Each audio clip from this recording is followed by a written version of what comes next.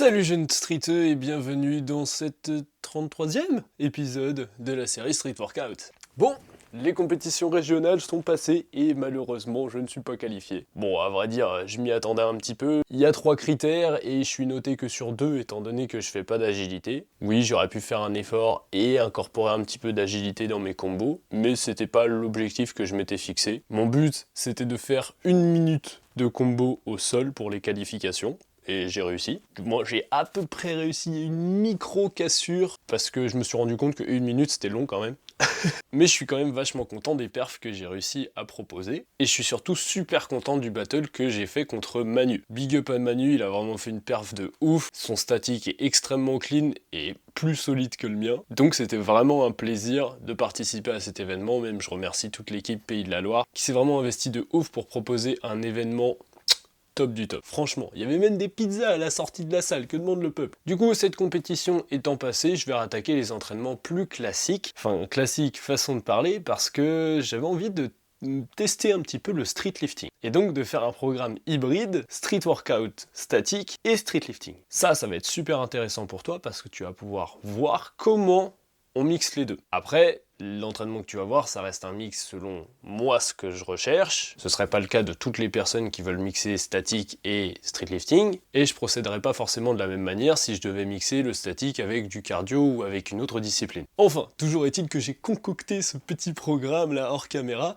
donc j'ai hâte de le tester. Tu me connais, dans mes entraînements perso, j'aime pas tout structurer à la lettre, donc je vais te donner la trame générale de ce que j'ai prévu. Je commence par des combos planches. Alors j'en ai pas prévu beaucoup, dans l'idéal ce serait 3-4, mais des combos planches axés négatives et du hold. Ensuite je compte enchaîner avec des zanetti, presse aux haltères, comme ce que je faisais avant, à prépa compétition, mais cette fois pourquoi pas faire un peu plus de séries. Et enfin je compte terminer avec des dips lestés, parce que dips lestés, quand j'avais testé la dernière fois mon max, j'avais fait 2 reps à 60 kg, mes reps elles étaient pas du tout optimisé techniquement, j'avais fait des dead start, c'est-à-dire que les barres de dips étaient plutôt hautes, donc j'étais monté dessus comme ça et j'ai poussé les 60 alors que je venais de faire des tractions, du front, enfin tout un tas d'autres trucs avant. Donc si j'ai réussi à faire 2 reps dégueulasses à 60, je pense sincèrement que je suis à 70 en PR et que si je bosse un petit peu dessus, je peux monter très vite.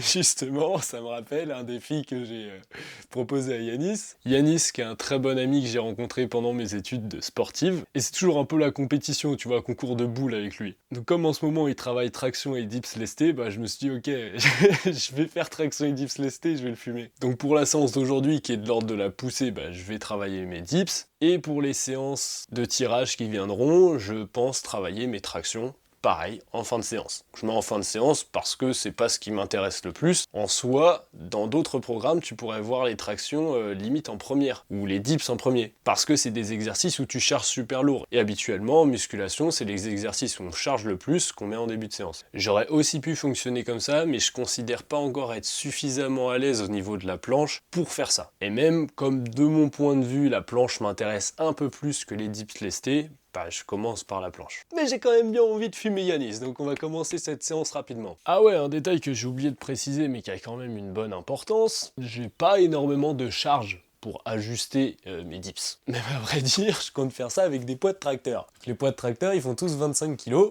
Je pense qu'à 25 kg, je vais quand même bien me balader, mais ça reste intéressant, étant donné que ça fait longtemps que j'ai pas fait de dips lestés, donc ça me permettra d'avoir une reprise relativement tranquille et de pas violenter mes articulations. C'est un mouvement que j'ai pas fait depuis un bail, donc je vais garder une petite marge dans le volume et le niveau d'effort, me connaissant plus dans le volume que le niveau d'effort. Et puis quand il faudra passer à 50, je verrai comment faire. Soit je ferai des séries plus courtes, mais je jouerai davantage sur les temps de repos. Séries plus courtes, temps de repos plus courts, où je vais pas à l'échec. Ça peut être une manière de fonctionner. Ou sinon faire mes premières séries à 50 kg et faire les dernières à 25. Bon, en réalité, je pourrais utiliser les poids de mes haltères pour ajuster et y aller plus doucement. Mais j'ai trop la flemme de charger, décharger, repasser par la petite chaîne tous les poids là. Et puis la YouTube Money me permet pas encore de m'acheter des disques en fonte, donc c'est pas pour maintenant. Je vais faire ça un peu plus à l'arrache, hein. C'est street après tout. Je trouve que c'est ça qui est sympa. En musculation, tu peux tout ajuster au microgramme près. Bah, en street, t'es obligé de trouver d'autres méthodes, d'autres moyens de pouvoir passer d'un palier à l'autre. En l'occurrence, là, de passer de 25 kg à 50 kg lesté, mais en street freestyle, c'est comment tu passes d'une straddle à une planche. Parce que l'écart straddle full peut être comparé à un écart 25 plus 50 kg. De ton côté, si t'as fait les compètes régionales, j'espère que ça s'est bien passé. Et si tu les as pas encore faites, mais que tu prévois déjà de faire celles de l'année prochaine, eh ben mon gars, rejoins le serveur Discord, participe aux compétitions en ligne que j'organise. Elles sont faites pour ça, elles sont faites pour s'entraîner, pour les vraies compétitions, comme ça tu auras déjà des retours, tu sauras ce qu'il faut améliorer. Tu vois, moi j'ai pas participé à la compétition en ligne. Bon, en soi, j'aurais pu me faire des retours tout seul, tu me diras, oui.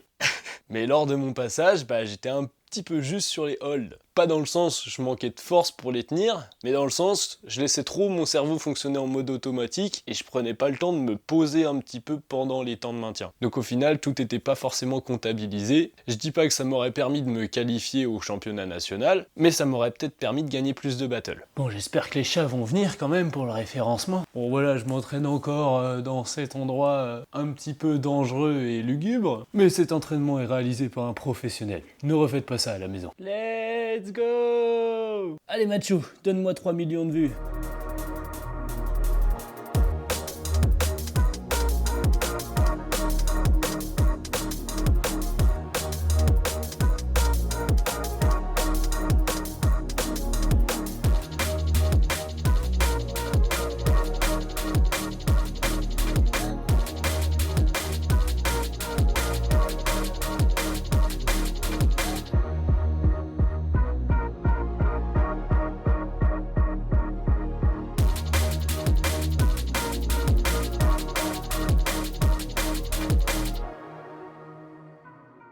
Donc je reprends les entraînements où je bourrine un peu plus en termes de volume. Je me sens pas à l'aise sur les presses. Bizarrement, je me sens plus à l'aise sur les négatifs, donc c'est ça que je fais en ce moment. Ça changera probablement dans les temps à venir. Mais bon, comme j'ai un bon feeling là-dessus, je fais ça en ce moment.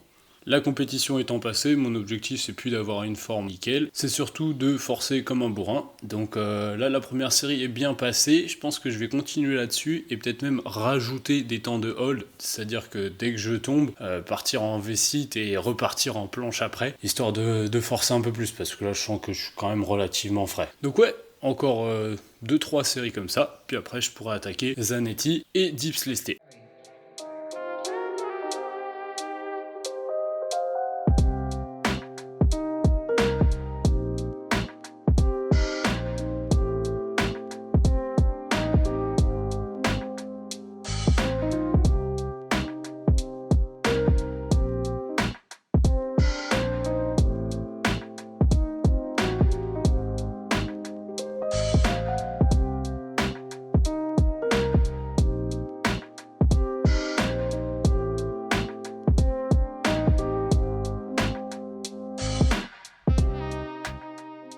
Bon, c'est pas trop mal. Tu vois, c'est un nouveau programme. J'ai envie de tester ce que je vois au sol, ce que je vois sur barre parallèle. Je varie volontairement les combinaisons et je marque des petits temps de pause à l'intérieur de celle-ci. C'est simplement pour observer comment je peux orienter mon travail, ce qui passe bien, ce qui passe pas. Et je sais déjà qu'au fur et à mesure des séances, il y aura moins de, de séries un peu freestyle comme celle-ci. Mettre un petit peu de bras pliés à la fin des combinaisons bras tendus. Donc un petit peu de semi-planche à la fin de ma combinaison planche. Je trouve ça pas trop mal, donc je vais continuer sur ma lancée. Surtout que comme je suis plus à l'aise bras pliés, ça me permet d'avoir une meilleure technique et donc de finir les combos sur une bonne note. Par ailleurs, je sais que lorsque j'entamerai des combos par des mouvements bras pliés comme les 90 degrés push-up ou des planches push-up, je me sentirai automatiquement beaucoup plus léger. Après, j'ai prévu d'avoir une séance dédié aux bras pliés plus tard dans ma semaine, donc je vais pas me bourriner là-dessus aujourd'hui. Je peux en mettre un peu par-ci par-là, mais c'est pas l'objet de la séance. J'ai un plutôt bon feeling sur la protraction, donc c'est bien. Je vais peut-être refaire un combo au sol, parce que vraiment le sol c'est juste le meilleur agrès quoi. j'ai envie de faire que du sol. En fait, plus ça va, plus dans ma pratique je veux pouvoir faire que du sol, donc je bosse quand même un max dessus. Allez, c'est reparti.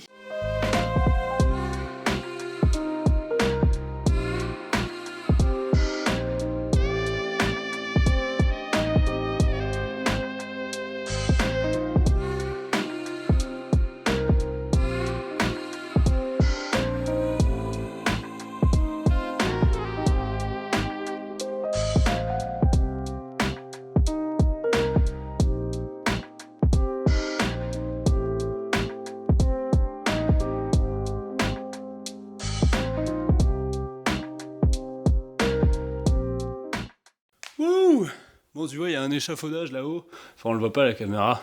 Du coup, non, tu vois pas. Mais je peux me prendre les pieds dedans si jamais je commence à me péter la gueule pendant mes combinaisons, mes presses et tout. Enfin, je te disais précédemment que je savais pas combien de temps mon corps préférerait encore les négatives aux presses. Je pense que je sais, parce que là, une dernière série, ça va me suffire pour aujourd'hui. Et même les sensations que j'ai me laissent penser que pour les prochaines séances, il faudra mieux faire press, par exemple du hold to press, que des négatives. Donc je vois bien un combo négatif, un hold to press, et ensuite j'attaque plus le renforcement. Là, tu vois, comme la compétition est passée, tout ce qui est d'ordre technique occupe une place nettement inférieure dans mes séances. Alors j'ai pas besoin d'être parfaitement clean, de faire des combinaisons ultra variées. Non, là je dois surtout forcer. Donc, c'est reparti. Aussi, avant de repartir, j'ai une anecdote de ouf. La semaine dernière, avant d'aller à la compétition, je suis allé à Chaland, enfin bref, on s'en fout. Et je me suis arrêté à Nantes parce que j'avais une correspondance de 1h30. Donc je suis allé faire un petit peu de one arm handstand par-ci par-là, où je me suis retourné le pouce, enfin classique quoi. Et donc pendant que je faisais mon one arm handstand dans la rue, il y a un SDF qui est venu me voir et qui m'a dit « Ouah, c'est un truc de ouf ce que tu fais, tout ça ». Donc il est resté à discuter avec moi, puis je faisais mes séries par-ci par-là, donc c'était vraiment trop marrant. Et le mec, il m'a sorti un gilet Mercedes super quali, tout ça, il m'a dit « Oh tiens, c'est pour toi, et il est trop petit pour moi ». Je mets. Conclusion, faites du street dans la rue, ça peut vous rapporter des trucs. Le gilet, il m'allait nickel en plus, putain, c'est un truc de ouf. Je l'ai pas là, mais je te le montrerai peut-être dans un autre épisode.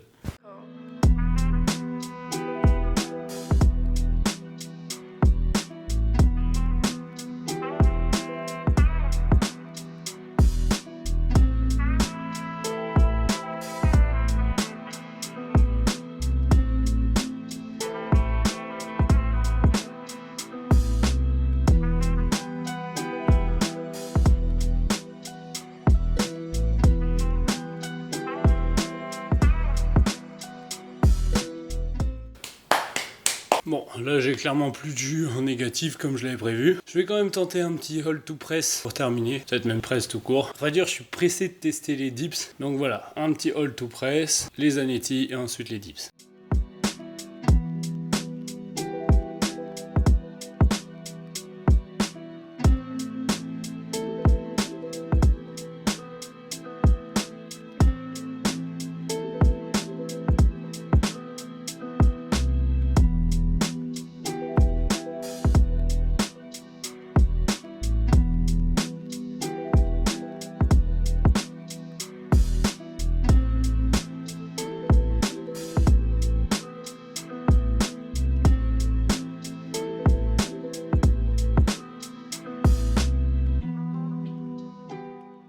Là tu vois, j'ai fait 3 presses au lieu de une annoncée, parce que je me suis dit oh la première était pas ouf, je voulais en refaire une deuxième, la deuxième je l'ai loupée, ok, mais j'ai compris pourquoi j'ai loupé la deuxième et pourquoi la troisième est passée vachement mieux. En fait j'ai juste testé de changer mon regard. Sur la deuxième presse, première presse on va dire que je regardais de manière alignée avec ma tête, donc à peu près à 45 degrés vers le sol.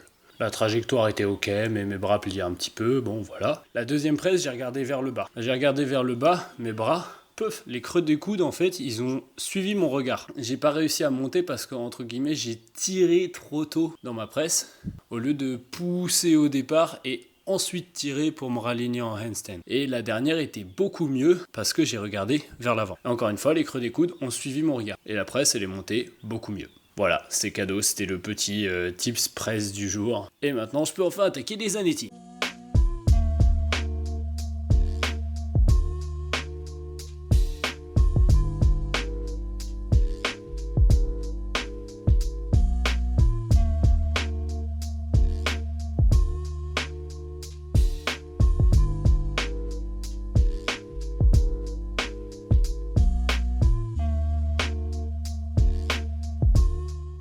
Wow, purée, ça paraît lourd. Je galère plus que la dernière fois. Je pense que 2 ou 3 séries de ça, ce sera suffisant pour aujourd'hui. Et après, j'attaquerai vite avec les dips. Et ce sera très bien pour aujourd'hui.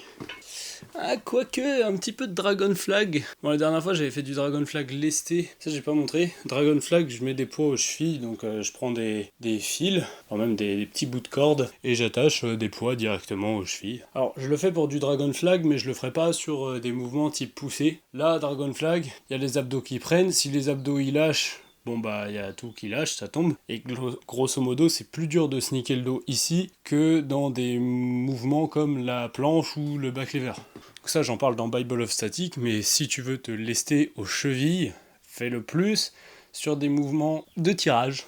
Genre front lever c'est ok, dragon flag c'est ok, mais si tu veux te lester tout court, même le plus judicieux, ce serait de mettre la charge au niveau du bassin parce que c'est ce qui dénature le moins le mouvement. Dans le cas d'un skill sur front lever, si tu mets des lestes, bah en soi l'angle au niveau de l'épaule il change un petit peu. C'est pas dramatique, ça peut même avoir des avantages, par exemple si tu te mets un poids aux chevilles, ça rend l'amorce de la presse plus difficile, donc ça peut même être bien pour corriger cette lacune, mais encore une fois, beaucoup de progressivité est nécessaire si tu veux te lester, et il y a plein d'autres manières de complexifier un mouvement avant de passer par la charge. Enfin, encore une fois, c'est écrit dans Bible of Static, donc lis ça si tu veux être sûr d'avoir un maximum d'infos.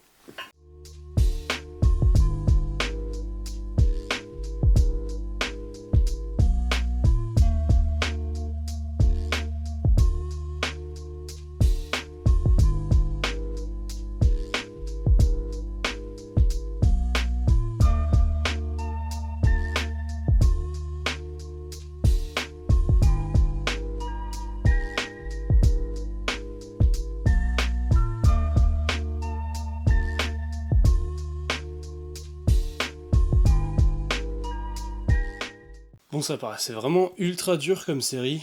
Je pense que nerveusement, j'ai pas encore parfaitement récupéré de la compétition. Mais ouais, tu vois, même sur les exercices, j'ai pas un feeling de ouf. Je sens pas que ça travaille au top. Et dans ces cas-là, faut vraiment faire confiance à son corps. Le corps, il dit, ouais, ça c'est bien, ça... Selon moi, c'est ce feeling qui te permet de savoir si une séance est efficace et est-ce que la séance te satisfait. Là, on va dire que je suis satisfait, mais c'est du 75%. On va voir une fois que j'aurai fait les dips, mais c'est vrai que pour l'instant, je trouve ça un petit peu trop nerveux et pas assez musculaire. Voilà, mon setup est là. Bon, j'espère qu'on verra quand même pas trop mal à la caméra. Hop. Tiens, c'est bien, je vais pouvoir faire un tutoriel comment mettre des poids aussi, parce qu'il y en a plein qui galèrent avec une ceinture. Alors, déjà tu te mets un genou à terre. Voilà, ensuite tu règles la caméra parce que tu sais pas cadrer. Tu prends la chaîne, tu la glisses dans l'autre boucle. Et seulement une fois que ça c'est fait, là tu passes la chaîne par le poids et tu rattaches à la même boucle.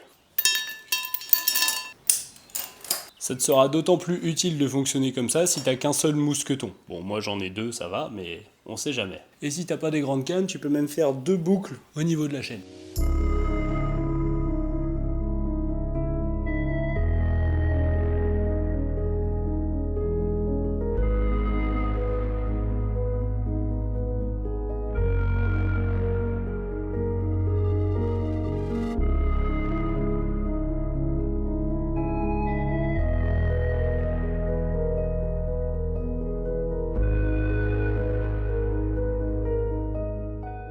Bon, comme je te l'ai dit plus tôt dans la séance, dips, c'est un exercice auquel je suis pas vraiment habitué, donc 2 séries pour aujourd'hui, ce sera très bien. Je sens que la technique est quand même revenue pas trop mal, un petit peu de difficulté sur la première série, mais la deuxième, c'était mieux au niveau des trajectoires. Le Dragon Flag, je le ferai pas aujourd'hui, je le ferai probablement demain dans mon autre séance. Donc si je te parle un peu plus en détail de ce que j'avais prévu, pour aujourd'hui c'était une séance poussée plus axée bras tendus. Demain ce sera une séance de tirage plus axée bras tendus. Mercredi probablement handstand. Et je referai 2 autres séances dans la semaine pour de la poussée bras pliés et poussée bras tendus. Voilà, elles suivent toutes à peu près la même logique que celle-ci. Après, le choix des méthodes et des exercices relève plus de mes caractéristiques personnelles. Où est-ce que j'ai mes lacunes, ce que j'aime bien faire, etc. J'espère que tu auras appris plein de trucs dans cet épisode et qu'il t'a plu. Si c'est le cas, tu me le dis en commentaire. Passe une bonne journée, entraîne-toi bien, récupère bien. C'était Moulax et à la prochaine pour l'épisode 34.